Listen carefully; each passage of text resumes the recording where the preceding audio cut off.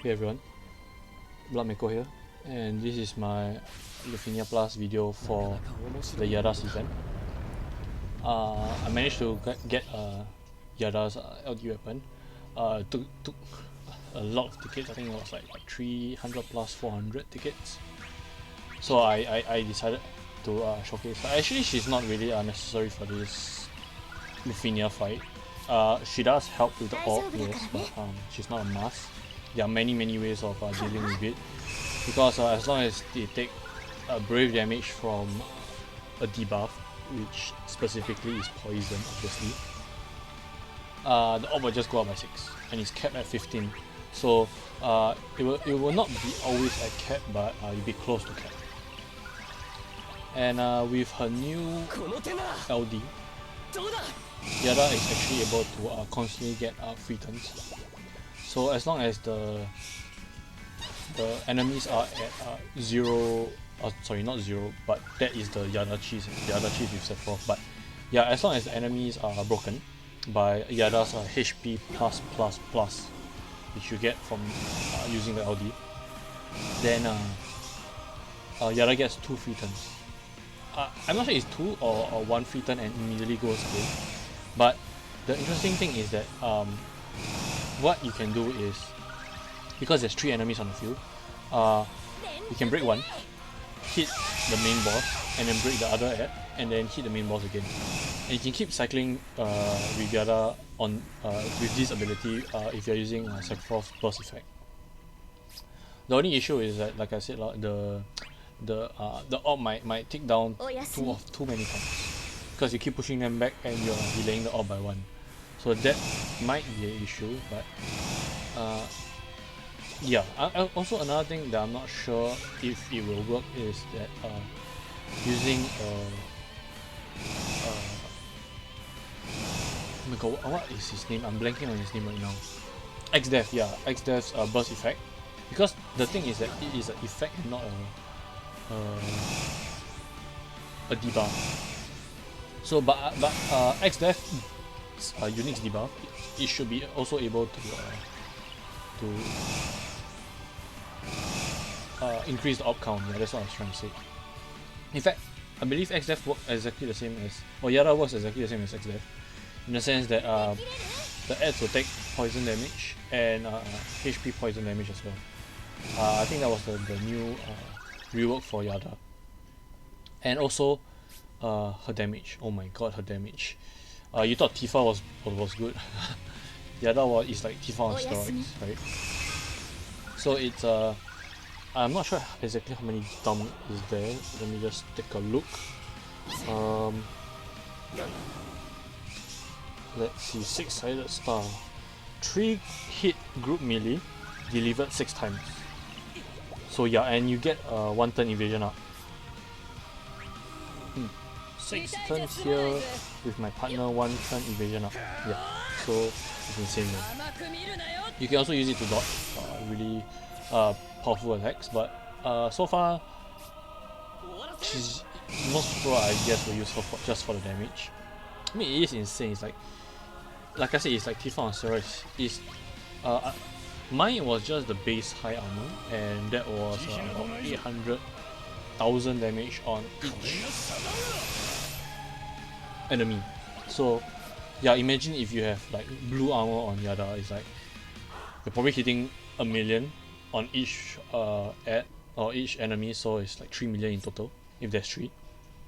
That's insane, man. That is like that already surpasses the twin in terms of nuking damage. But again, in terms of sustainability and aura given, of course the twin will still win because they have a burst effect, right? And that's also the reason why I brought the twins. Three enemies on the field. Who else will you bring, right? You bring people like Squall, people like Struggle, right? That's his name. Yeah. Well, now with Yada, the twins, you know, people that really can capitalize on the fact that there are more enemies on the field. And something interesting is that the moth, the main boss, it will always resummon ads when instant comes and when there's no ads on the field. So if there's only one, it will still continue attacking your party members. So bringing the twins here is actually really good because it's almost constantly, there's almost always 3 enemies on the field. So that's the reason why I brought the twins friend. But yeah, this boss is actually not very threatening. I mean, yes, it does get a massive amount of brave. Its max brave is insane, but if you're letting it take turns once in a while, then there really isn't much issue in terms of handling it. It is pretty tanky considering the fact that Yara does so much damage, right? But just bring the twins, you know, bring Squall. Squall even has a burst. If you have the twins burst, you're gonna melt this boss down really fast. I mean, the second that I brought the twins in, the boss health just disappeared. Honestly, I believe I brought him in at about, was it 50 to 40-ish% health, and the twins just stayed throughout the field. Like they did not leave the field. I believe I still had one more LD available, and the twins and the moth died. That's how insane the damage is coming out from the twins. So if I had the twins, burst, I'll definitely be using it right here. I mean, this is like one of the most perfect opportunities to use to showcase the burst effect plus the amount of damage that the twins LD can do. Right? It was insane, man. It's like 1 million constantly. Of course, that's nothing compared to Yada with high armor, but still, it's insane, man. So many ways to actually deal with the orb. Actually, you can just bring a poison call. There's so many poison calls nowadays, right? In fact, I think an XDeath call will also work because it should put the HP set and the normal set. What was her name again? The pirate girl. Oh, man, I'm really bad with names. Let's see. Here we go. Fairies. Fairies call works wonders here because first of all, poison, and as usual, her enchanting dance, whenever they get a shit ton of brave after their turn, she'll just say no and bring it down to 0. Right? So yeah, Fairies works wonders here. The defense down, the cleanse also, because these bosses actually, this boss actually will actually get some HP regen. It's pretty annoying actually. So yeah, Fairies works. Who else? Anybody that is able to slot, that has an E slot that is able to use the Fairies call. I mean the Fairies sphere. I'm not sure if that works. I will test it out because it doesn't count as a debuff. You know, it's a bonus effect from effect from orb or something like that, or sphere. So I'm not sure if it counts because they specifically said a debuff. But yeah, I'll test it out because I plan to do another run featuring maybe Squall or the twin, or maybe both, you know, and maybe I'll go with Orange and see if the sphere is able to increase the orb count. I mean, I'll be bringing a Fairies call anyway, right? So yeah, on the off chance that the sphere doesn't work, then at least I'll still have the call as a backup. So yeah, I'll be really interested to see the amount of damage that Squall and the twins are able to do. Hopefully I'll be able to find a twins friend. In fact, most people should be switching over to the twins back again. I mean again, if they have the burst plus, right? So I think it was it right here that I discovered that Yara is able to constantly keep getting free turns. Yeah, I think it was here. So I decided, yep, to test it out, and bam!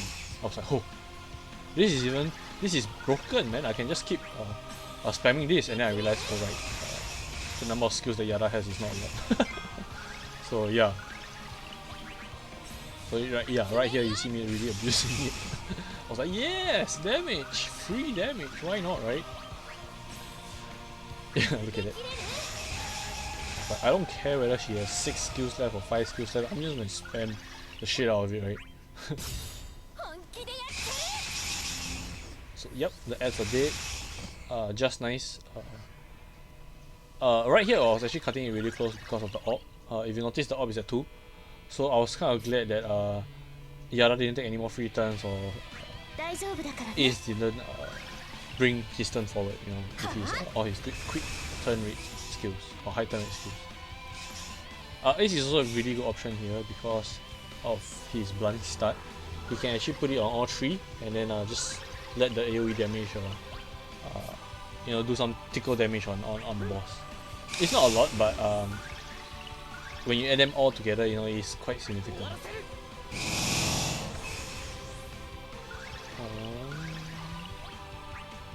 Yeah, there's nothing much left to say. I should have used more of Yara's LD, that's for sure. I believe when I swapped her out, there was 1 or 2 more. I can't remember exactly, but yeah, I had that many LDs left. So yeah, don't hold back, guys. I mean, I was playing pretty conservatively. I wasn't sure if there was enough skills on Yada to be able to really focus on the boss or take the boss down as fast as possible if she came back, because I anticipated that the twins will not be able to do enough damage and Yara will have to come back, but boy was I wrong. I forgot that I had the summon phase. I forgot that I had burst phase. There were so many things, and the boss is more than a third dead already, right? I still have so many options left, and Ace BT effect has not triggered as well. So yeah, many damage that was not I did not take into account. Another thing I should have done was I think I wasn't able to bring the twins in. I'm not sure. Oh wait, I was able to bring the twins in for Ace burst effect. That's the reason why I let his burst effect go down to solo. I wanted Yara to go again. I wanted to put the Gabrov call on the bosses, on the boss and the ads at least. So what I should have done was to use was to swap out Yada earlier. Yeah, that was what I should have done. In her previous turn, I should have used the call and swap her out. And you guys will see why at the end, towards the end of the video. But yeah, while this video is on the slightly longer end, it was me basically just trying to kill the boss really fast. That's all. Especially towards the end of the fight, because that's when I realized, hey, I'm actually doing tons of damage, right? I mean, look at that. Look at the amount of damage I did right there. Was it? Did I see wrongly? Was it like 500k? No, that's insane, man. But yeah, there we go. Yeah, right here. One of my favorite moves ever. Look at it. Oh my god, another 500k. Beautiful. And I believe I saved Ace LD HP variant for when the burst effect was over. Yeah, because I think the boss was very close to being fully slotted, and the blind start actually doesn't trigger in the burst sequence. So yeah, there's no point in me putting it on the boss right now. Also, I was kind of hoping that the boss will not break while in summon phase. I mean, while in burst phase, so that the twins will not shift forward. Because without the 2 ads at the side, the twins damage isn't really there. You guys will see really soon. But yeah, the damage was like 200k, I believe. I mean, it's still pretty decent. But what is 200k when you can get 1 million, right? So I decided to put the wind rate buff on the twins. I would have done way more if I had used the LD HP variant.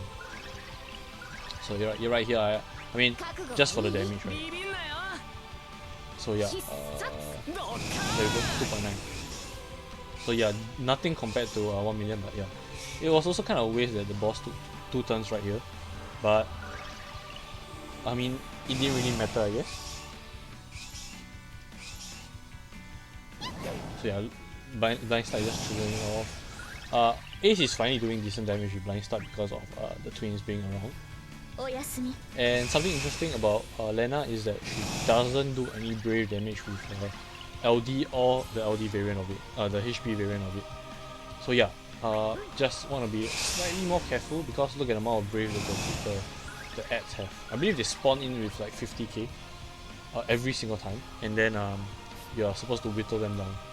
Yada is definitely not able to use a HP on them and get the free break, but you know, some of the other team members can whittle the ads down, whittle the brave down to somewhere around 10ish k, and then she should be able to break them. And here we go, damage. Oh, look at the numbers, man. Look at the number. Was that 1.9? Damn! That's insane, man. That is off-turn damage, you know. That is insane. Okay, perfect. I wanted Lena to kill the ad so that the boss will not attack, and we summon them right here. And then it's the twins' turn. So perfect. The twins are should be able to fully utilize the full, or rather showcase the full effect of the LD with 3 opponents on the field. There we go. Recast. Numbers, man, numbers. Numbers, damage, excitement, right? But yes, I decided to go into summon right here. What I should have done was to use AC65 a few more times, you know, just so that maybe the BT effect can trigger. But look, I mean, judging from the boss health, it really didn't matter, right? I was purposely avoiding damaging the S too much so that the twins are able to nuke the boss down one last time with the LD. Yeah, see, Yara didn't even come back, and I had 3 more turns in the summon. So yeah, I should have played way more aggressive. So yeah guys, this is the end of the video already. Pretty easy fight, especially if you have the twins strength or you have the twins. If not, there are many other options. Yeah, that's about it, and thanks for watching guys, and I'll see you guys in the next one.